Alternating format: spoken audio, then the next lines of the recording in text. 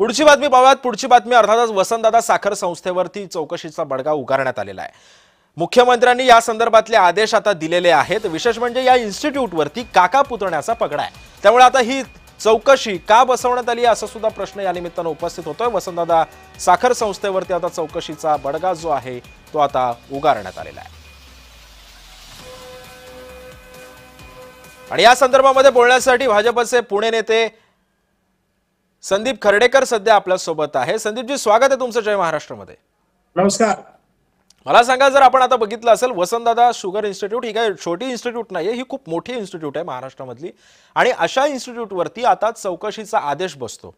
ज्या इन्स्टिट्यूटवरती काका पुतण्या तर आहेत, अजित पवार तर तुमच्या महायुतीमधलेच आता एक मित्रपक्षातला एक भाग आहेत, असं असताना सुद्धा या इन्स्टिट्यूटवरती चौकशीचा बडगा उगारला जातो। काय कारण आहेत, काय आहेत नेमकी या चौकशी मागे?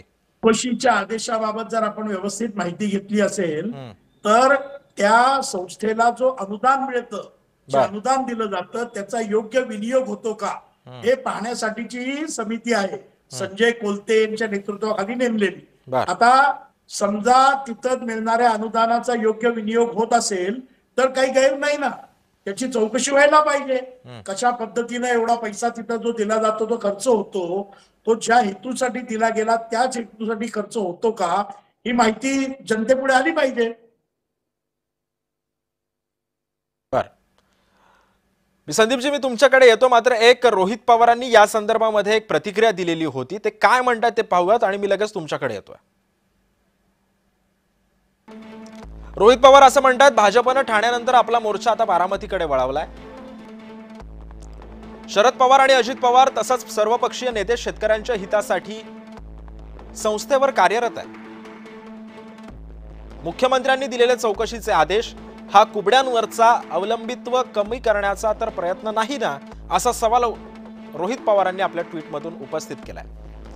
संदीपजी, आपण पाहिलं असेल की रोहित पवार आता सध्या काय म्हणतायत, त्यांनी एक पोस्टवरून या सगळ्या पार्श्वभूमीवरती जी काही बारामतीची बाजू आहे, शेवटी घराण्याची बाजू त्यांनी लावून धरलेली आहे। आपण कसं पाहताय त्यांच्या या सगळ्या प्रतिक्रियेकडे? याच्यात गंमत अशी आहे की रोहित दादांना खूप लवकर काकांची आणि पुतण्यांची जागा घेण्याची घाई झालेली आहे, त्यामुळे कुठलीही घटना घडली की ते त्याच्यावर इमिजिएट प्रतिक्रिया देत असतात।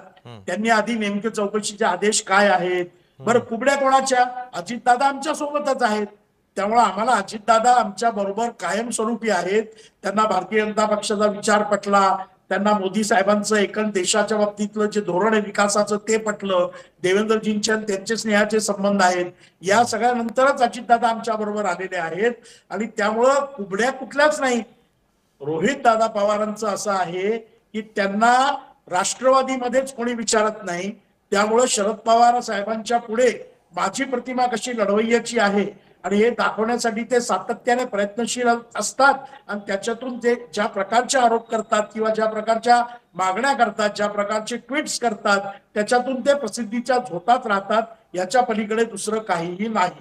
माझं म्हणणं असं आहे की समजा माननीय पवार साहेब हे देशाचे मोठे नेते आहेत, कृषी मंत्री राहिलेले आहेत, त्यांच्या एखाद्या संस्थेमध्ये जर काही जाणवलं असेल किंवा या ठिकाणी केलेल्या निधीचा योग्य विनियोग होतो किंवा नाही आणि ते माननीय मुख्यमंत्री देवेंद्रजी फडणवीस यांच्या लक्षात आलं असेल, कोणी निदर्शनास आणून दिलं असेल आणि त्यावरून जर त्यांनी चौकशीचे आदेश दिले असतील तर यात गैर काय? उलट रोहित पवारांनी म्हटलं पाहिजे की आम्ही बेदाग आहोत, करा वाटेल ती चौकशी, उद्या काही निष्पन्न झालं तर बघू, पण ते न करता तुम्हाला माहिती असेल तर, तुम्हाला आठवत असेल तर संदीपजी, मुख्यमंत्र्यांनीच या संदर्भातले काही दिवसांपूर्वीच एक आदेश दिलेले होते, एक इशारा दिला होता साखर कारखान्यांसंदर्भामध्ये।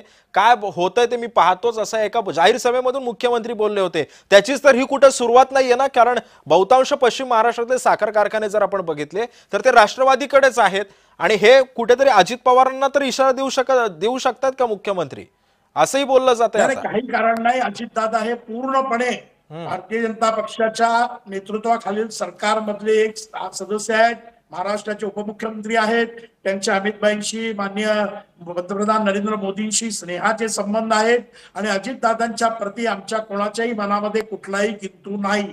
दादा ज्या पद्धतीचं ऍडमिनिस्ट्रेशन हवं, ज्या पद्धतीचा विकास हवा त्याच पद्धतीनं काम करतायत, त्यामुळे निश्चितपणे अजितदादांना या दावरे दाबण्याचा किंवा त्यांच्या कुठल्या तरी कुबड्या भक्कम करण्याचा किंवा त्या छिडकारण्याचा असा कुठलाही भारतीय जनता पक्षाचा प्रयत्न नाही. किंबहुना सत्य बाहेर आलं पाहिजे आणि ज्या वसंतदादा शुगर इन्स्टिट्यूटच्या माध्यमातून शेतकऱ्यांच्या हितासाठी काम केलं संदीपजी आपल्यासोबत याच विषयासंदर्भातले अभ्यासक ज्ञानेश्वर बिराडे सध्या आपल्यासोबत आहेत. ज्ञानेश्वरजी, स्वागत आहे तुमचं जय महाराष्ट्रमध्ये. आपण जर बघितलं असेल तर वसंतदादा इन्स्टिट्यूट वरती आता सध्या चौकशीचा बडगा उगारण्यात आलेला आहे.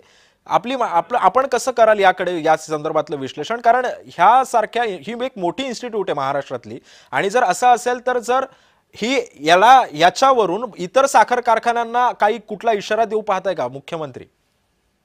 मुख्यत्वे राज्यातले जे सर्व कारखाने आहेत त्यांची मिळून असलेली ही संस्था आहे.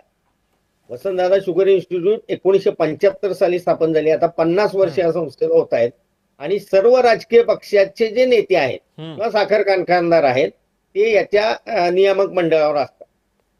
दुसरी गोष्ट म्हणजे जे IAS ऑफिसर आहेत जे निवृत्त झाले, शिवाजीराव देशमुख असतील किंवा अन्य विकास देशमुख असतील, हे सर्वजण याच्यावर महासंचालक म्हणून काम करत आहेत. यामुळं या संस्थेमध्ये चौकशी फार काही निष्पन्न होईल असं आता तरी मला वाटत नाही. कारण संशोधनाचं काम ही संस्था गेली अनेक वर्ष करते आहे. आता AI चा वापर करण्यासाठी या संस्थेने पुढाकार घेतलेला आहे. ऊसाच्या नवीन जाती शोधणं वगैरे या गोष्टीवर ही संस्था वारंवार काम करते आहे.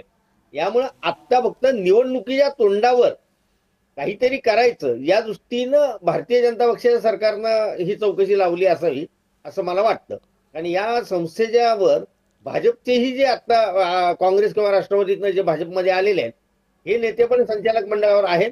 त्यामुळे पण ज्ञानेश्वरजी, मी तुम्हाला थोडंसं थांबवतो कारण याच सगळ्या मुद्द्यावरून आता आमदार रोहित पवार सुद्धा बोलतात. आपण थेट जाऊयात.